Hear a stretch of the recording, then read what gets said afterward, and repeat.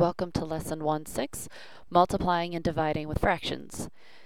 Today we got a lot of things that we're going to cover, and it all has to do with multiplying with fractions, multiplying with mixed numbers, solving problems that involve multiplying with fractions and mixed numbers, and then dividing with fractions, dividing with mixed numbers, and then solving problems that involve dividing with fractions and dividing with mixed numbers.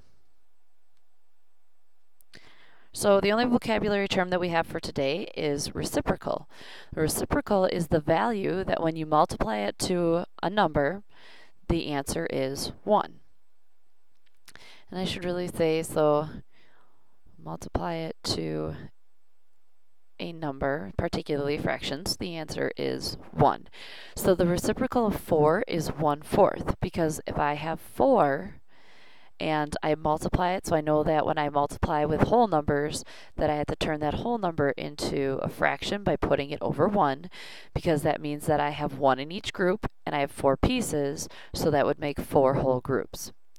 Then if I multiply that by 1/4, I get 4 times 1 is 4, 1 times 4 is 4, and I get 1. When we're working with numbers that aren't whole numbers, so like 2/3, the reciprocal is 3/2. It is when you just flip the fraction that you find the reciprocal, but you also have to remember that when it's a mixed number, so if I have 1 and 2/3, that I have to actually change this to an improper fraction, so I have to change it to 3 times 1 is 3 plus 2 is 5. So 5/3, so the reciprocal is 3/5. Okay, I would encourage you to put this down as an example as well as each of these. Alright, so we're going to work with multiplying fractions. Remember, when you multiply with fractions, all whole numbers should be put over 1, and any mixed numbers have to be made into improper fractions. So we're going to start off with the whole numbers, which we kind of just went over already. So we have 4/5 times 4, which we turn into 4/1. And then we get to multiply straight across. And in this case, we don't have any numbers that we can simplify, so we look at the diagonals, and if either of them can be divided by the same number, we can do that and simplify early. In this case, we can't, so we get 16/5. I have to convert my answer to a mixed number because it's an improper fraction. 5 is my divisor, 16 is my dividend. 5 goes into 16 3 times. That's 15, and I get 1 left over, so that means I make 3 whole groups. My remainder is my pieces that are left over, which we know is the part, out of 5, because I'm still putting 5 in each group. So my answer is 3 1/5. Alright, so here we have to turn our mixed number into an improper fraction. Remember, that's where we say, okay, I have 3 full groups of 3, so I multiply, because that's what this whole number means. It means I have 3 full groups, and to make a full group, I have to have 3 pieces. So I have 3 groups of 3, which is 9, and then I add that 1 extra piece, which gives me 10. So I have 10/3. So to have a visual, remember, this is the 3 means, actually, so I have 1 2 3, 1 2 3, 1 2 3, and since each of these makes a group, that's 3 full groups, and then I had 1 piece left over. So I had 1 2 3 4 5 6 7 8 9 10. That's where the 10 is, and it takes 3 to make a full group. And then I don't do anything with the 3/4, I just leave it so I can multiply. Now here I do have some simplifying that I can do. I want us to try and practice this so it makes it easier for us when we are simplifying. So both 3 and 3 are divisible by 3. So I do that and I get 3 divided by 3 is 1, 3 divided by 3 is 1. And both 4 and 10 are divisible by 2. 4 divided by 2 is 2, 10 divided by 2 is 5. So now when I multiply, I get 1 times 5 is 5, and 2 times 1 is 2. Otherwise, I would have gotten 30/12, which I could still do, but then I would have to simplify at the end.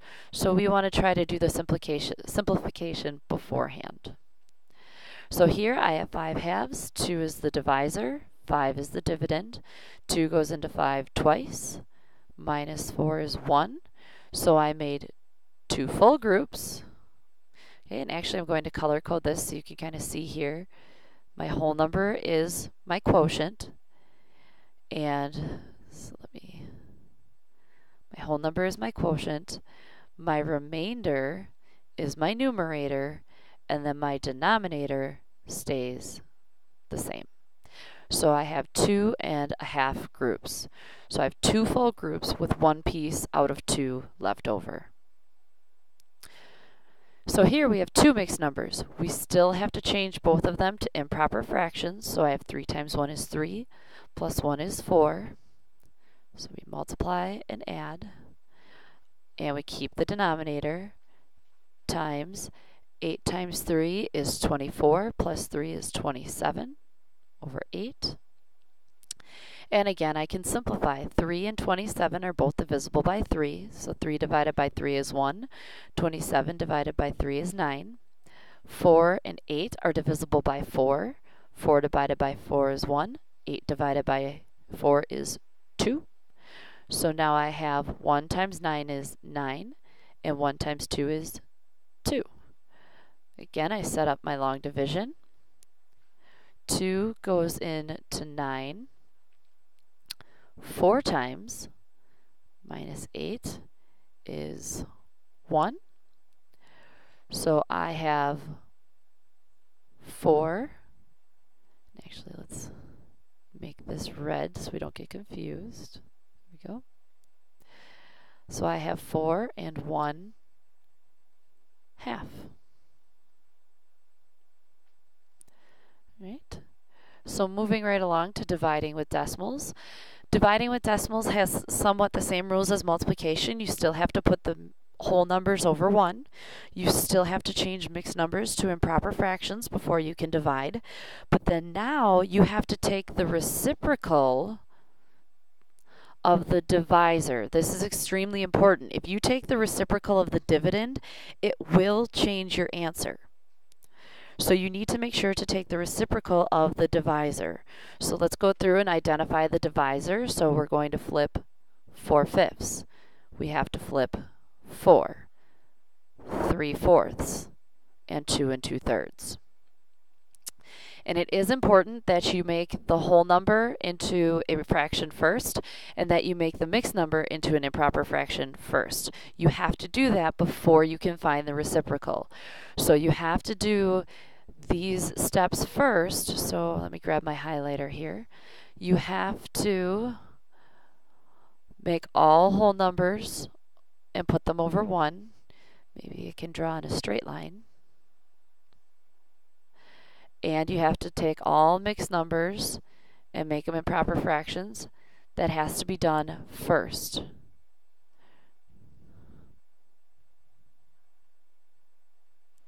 Okay, and then we can find the reciprocal of the divisor.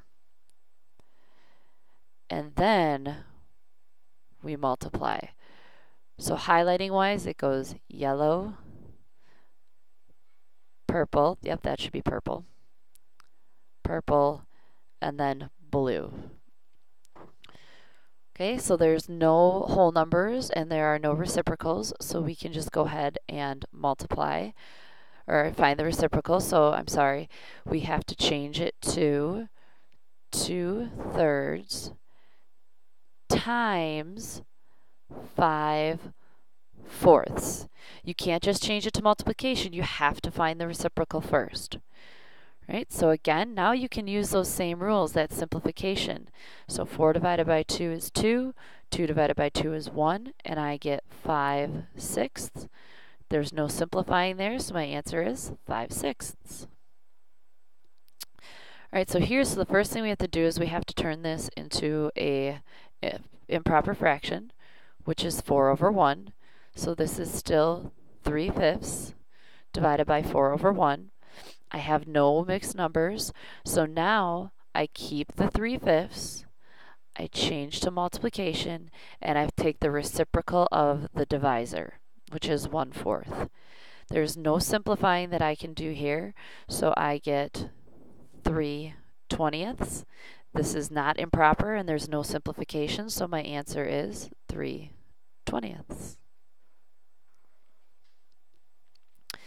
All right, so again, step 1, make this into a the whole number into an improper fraction, so 3/1 divided by 3/4.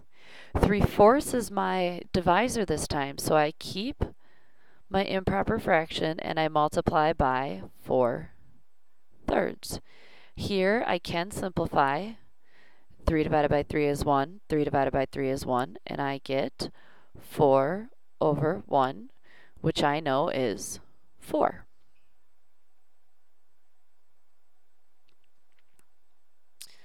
Right, and actually I'm going to take this and make this whole step here blue, so you know that this is the reciprocal step. Okay, and then now I have to find or make these into mixed numbers here, these mixed numbers into improper fractions. Now, the mistake here is usually that students try to do the reciprocal right away and they turn this into 3/2.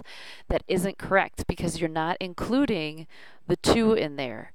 So when you go and you multiply, if you forget to make this into a mixed number, you're forgetting to multiply by, in this case, 24 pieces because of the fact that it's 3 groups of 8, so there's 24 pieces. So you're essentially forgetting 24 parts to that problem.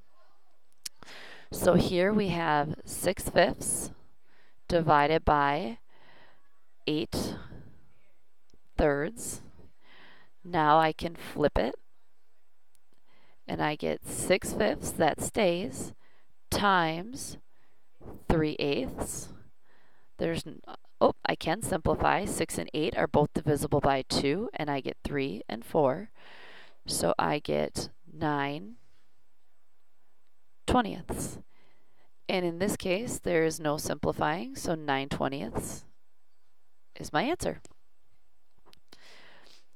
All right, so this is a fairly easy process. It just has a couple of steps that you have to go through, and you have to make sure that you follow them in order. If you skip around, you will come up with an incorrect answer.